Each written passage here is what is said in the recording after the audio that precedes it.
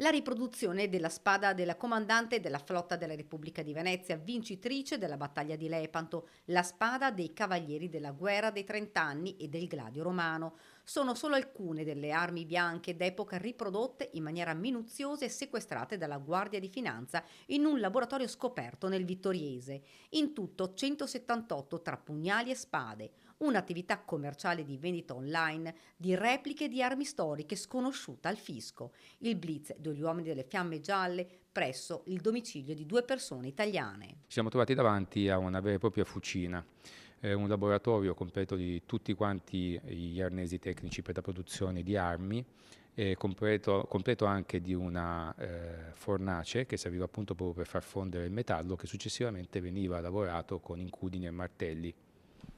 Persone specializzate nel settore. Beh, sicuramente la fattura di queste repliche è veramente notevole, e sono tutte quante armi bianche e anche qualche arma da getto come archi e frecce, eh, principalmente risalenti al XVII secolo. Durante la perquisizione è stata sequestrata anche della documentazione che permetterà alla finanza di individuare ed accertare il reale volume d'affari ottenuto con questa attività illecita. Le armi venivano commercializzate online. Sì, loro pubblicizzavano la produzione di queste armi, veniva proprio spiegata la modalità di fabbricazione e anche poi le caratteristiche dell'arma, che normalmente è una replica di famose armi d'epoca. I due soggetti, che realizzavano le spade e pugnali storici senza la licenza prevista dall'articolo 31 del testo unico delle leggi di pubblica sicurezza, sono stati denunciati alla Procura di Treviso